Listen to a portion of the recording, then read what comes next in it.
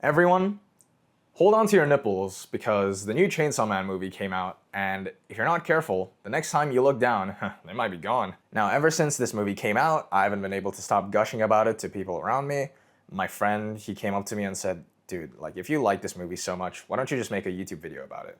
And I said, first of all, no one tells me what the fuck to do, unless you're an adult, maybe my parents, anyone from the opposite gender, really, I fold really easily and get clammy palms. Maybe if you're my friend, I'd let that slide. And then he said, wow, that sounds like a long list of people. I said, you know what? Maybe you're right. I'm a little obedient little dog, so I'll try my hand at this content creation thing. But anyway, enough about me. I really want to talk about this movie. So first of all, I want to talk about how anime movies are really changing.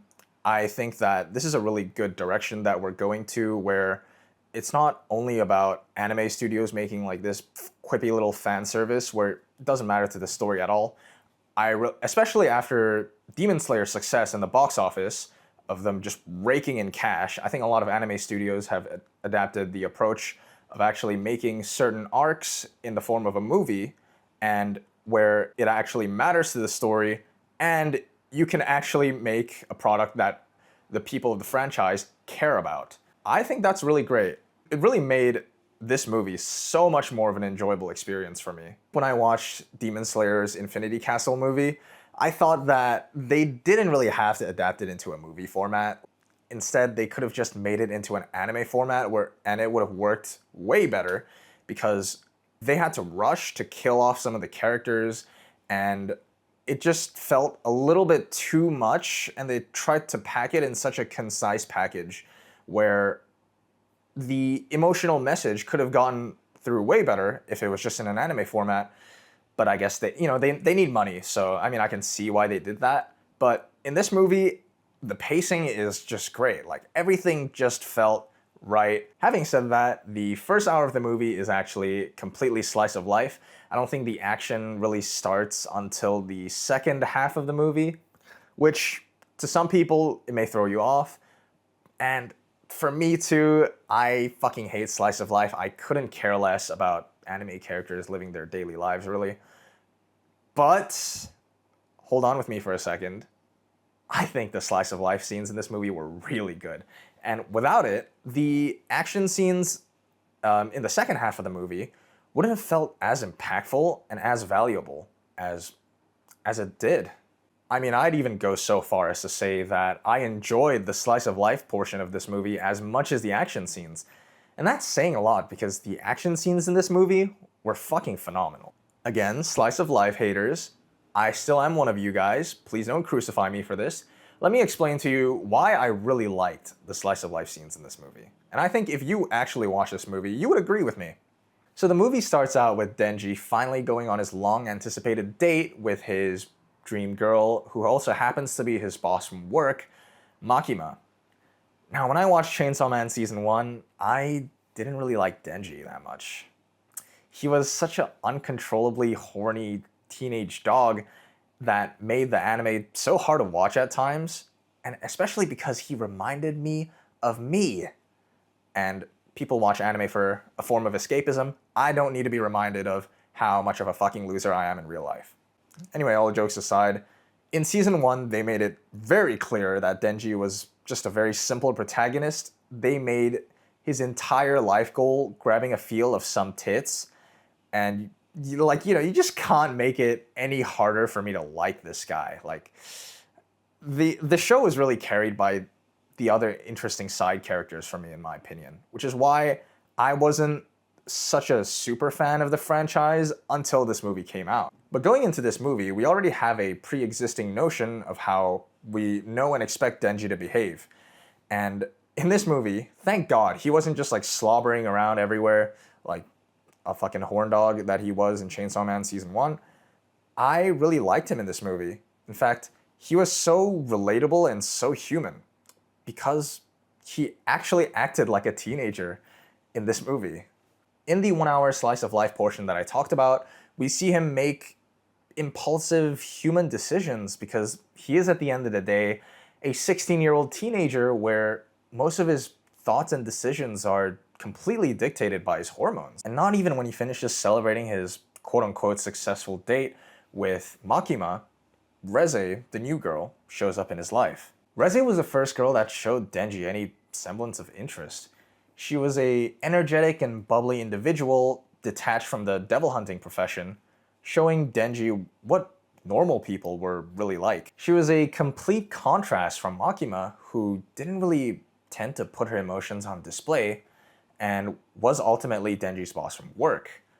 Reze showed genuine, unconditional love for Denji, while Makima kept Denji in a chastity cage for his Chainsaw Devil's powers. Not that Denji would mind, of course. With the introduction of Reze, Denji was now spoiled for choice. On one hand, he thinks, I think this Reze chick, she's really into me. But on the other hand, he thinks, but my heart, it only belongs to Makima, and Makima only. He then decides to develop further feelings for Reze, a girl that he just met that gave him a little smidge of attention. And I was like, my god, this motherfucker's making the same exact mistakes that I did. If you guys were all teenagers before, maybe some of you watching this video are teenagers right now.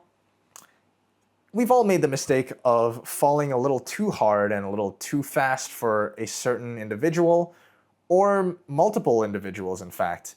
And watching Denji go through this superhuman experience that I have went through personally just made him so relatable, and he genuinely is one of my favorite anime protagonists as of now.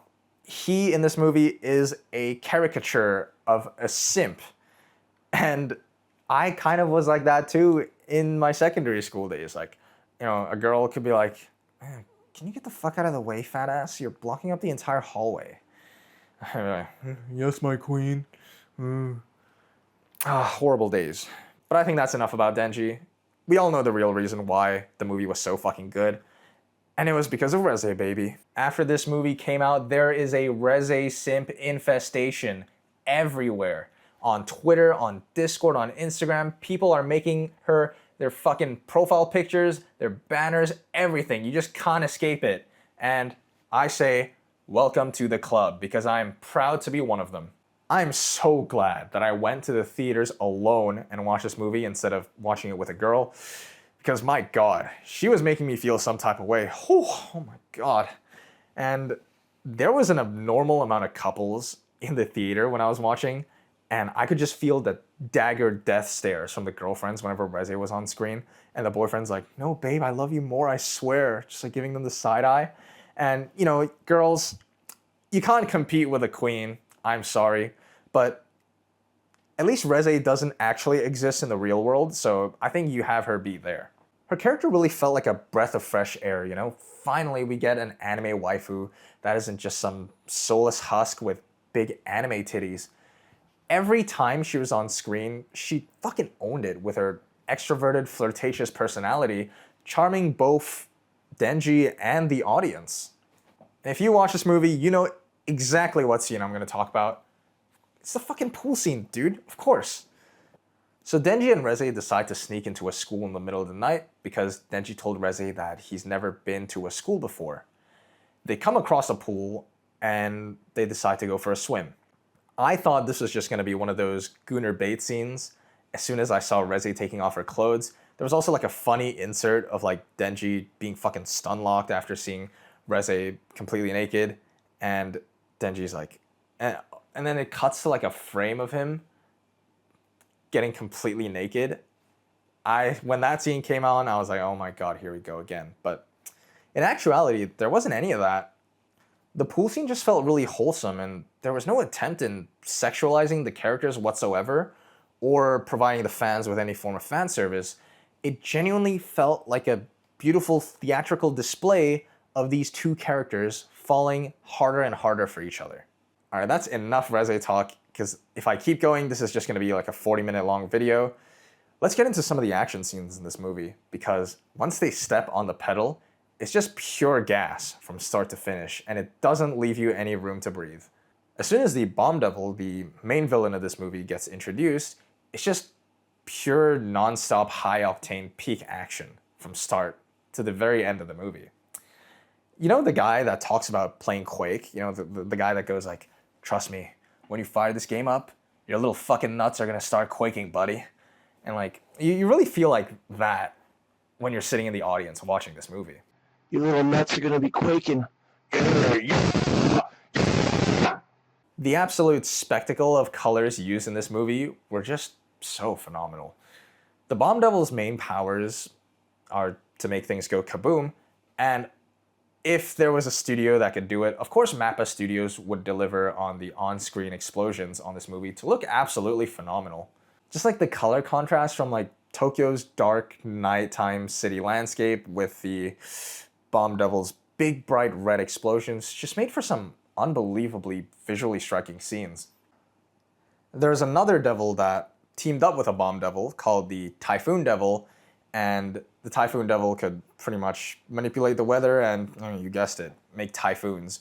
And during this like last fight sequence where Denji's teaming up with this shark fiend called Beam, who could pretty much transform into a shark, Denji like rides him like a horse into the sunset. Like he uses the chains from his chainsaws like a lead, and he just rides him like a horse, and it's just so fucking cool.